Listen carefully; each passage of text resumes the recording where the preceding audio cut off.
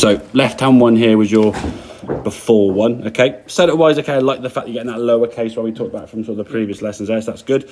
The issue we have now in terms of your takeaway, the club goes back very quickly and a lot with your forearms and wrists. As you go back here, almost at the elbow, right elbow sort of pulling away, you kind of just pulling things behind your body quite quick when the hands are sort of, and the club head are level with each other there. Yeah, if we go back to there, there's the club head way behind you, hands now kind of above your belt buckle. I mean, you saw Tiger things, the hands almost down by his quads there, yeah? Because he's taking the club and just doing this, so his arms are staying down. Yours are already pulling back behind you. And with the speed of that backswing, your left foot now has already been lifted. Now, I would say your flexibility isn't that poor that you've got to lift your left foot off the ground halfway back in the backswing. But if you've done that, your shoulders now are going to level off, as you can see. Now you've got to try to maintain some sort of stability. Slam the foot on the ground there, okay, as you come back to golf ball. And when you bring the golf club back in, you can see that club now. There's the club shaft there.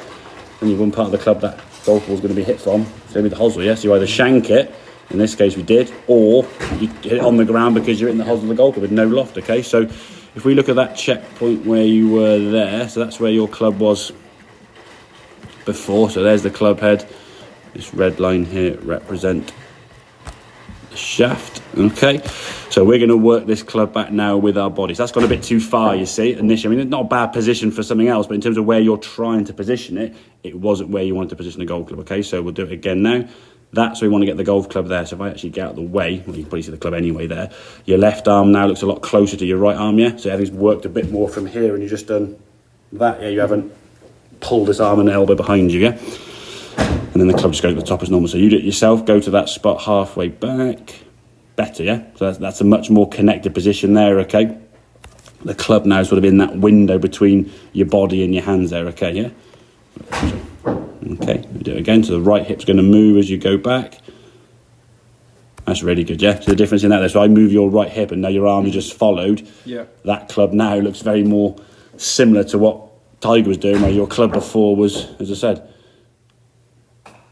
pulled over there, yeah? So we're getting that sensation, that club working back in front of you because your body is turning. That's gone a little bit far, but still better in fairness, okay?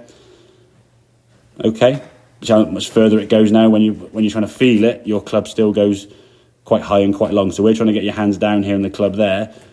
That's how much you're missing your sort of window by, yeah? And this is just feeling this. So we've got to get to a stage where I go, right, I'll put something on the wall here as a height, whereas I'm going to swing that golf club to that spot, not up here, because I'm missing my mark. Even though the club will go up there, you're trying to put it in a position, and we're missing it. When we hit a golf ball, we're trying to hit a position. If we're missing here, we're going to miss that down there more often than not. So you're not in complete control of that golf club. It's almost just like momentum and physics are firing it around you rather than you positioning it. So someone told me years ago, the dog should wag the tail rather than the tail wagging the dog, yeah? Sure. So take it away, that's better, good. And this is what you're going to try and do there. That's much better, yeah? So you sort of got better as you did sort of 3 or 4 there. Much better. Okay? And then we get into golf. And now what we'd expect is, and when you hit golf balls, loose grip, focus on the ball. Don't worry about the takeaway. Try and think about that because then you start overthinking it. What we would hope to see is a kind of in-between. So if your club head before was kind of back here and you were getting it good there, we want to see a club head somewhere in between those two. Now, at best, halfway between those 2 dots. Okay? There's the club head there. Through practice, it will move towards that right-hand one just through you repeating it over and over again. So almost get the body fluent to making that move. But as we get to the top of the backswing here now, the left foot hasn't had to lift quite so much. I mean, it does lift, it lifts a little bit later, which is fine. Now, as we come back to the golf ball now, you're not having to sort of slam the left foot down as much and dump the club over the top. So when the club comes back in the golf ball, there's your shaft angle. So now we've got the shaft more on the inside. There's a chance you can hit the sweet spot as we saw.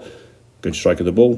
Ball hits the screen and down the range it goes. So it's getting that first part of the jigsaw, I suppose, working better, and then just let the rest sort of flow into position, okay?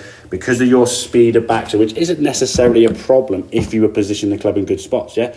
Cars can go around corners fast, but if you're getting the wrong mark on the racing line, you're going too fast, you're going to probably skid out and cause some problems. So I would say for you now, Matt, if you can spend literally 2 or 3 minutes a day every day just having a club and getting the feel of that club working back in front of you, so the only movement from the body now is that right side, right hip, right shoulder, the torso, and the arms just stay quite passive, yeah? Which I think when you do that will take a lot of that speed out of your golf swing in the backswing, which isn't a bad thing because you do get quite armsy, jerky going back. And I think that's maybe a knock-on effect if you're trying to get some speed and energy, so keep it more under control. Does that make sense, yeah? It does. So good. When I then go for a full swing and I duff the ball, why am I duffing the ball? You will, because you still go to your old positions, yeah? I mean, you can see in this one here now, you're still going to be going, I mean, when you go back in this one, you hit the golf ball here now, your club was still, where is it? There, oh, go back a frame.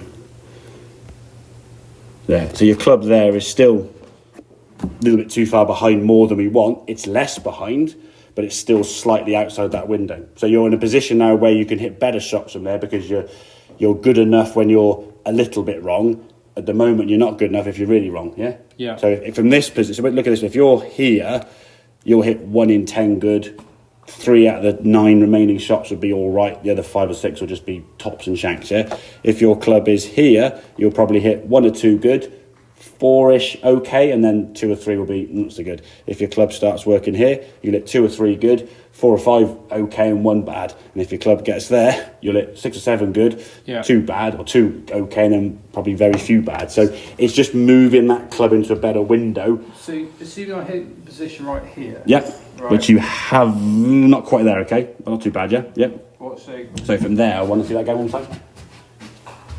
Club outside your hands, okay. Once it gets in here, it's now going too far. This elbow's pulling upwards this way, yeah. That club's got to stay out in front of you a bit more, yeah. So that's where the wrist hinge comes important, yeah. There you go, that's better, much better, good. I can see the shadow of the shaft now in line with your toes, you see, yeah. So you turn your toe, there you go, good. So that feels like, so that's a movement just... Yeah, just moving, all you're doing is moving this and your right hip, yeah. Just handing that club to someone on your right, yeah. That's the main movement we're trying to produce, okay. And then from there, I'm going... You just continue the club on up with the wrist hinge now going at this, with the roof in the way, obviously, you're turning it there. That would hinge more than the way the club goes up the top, yeah? So just once you get to that spot, you're just a continuation in that, because the club's on that line, the club now continues up that better line, yeah? Whereas before, the club was coming round too flat there, Matt. And now to try and get back on the racetrack, you have to try to readjust quite a bit, which, yeah, you're not going to do very consistently, yeah?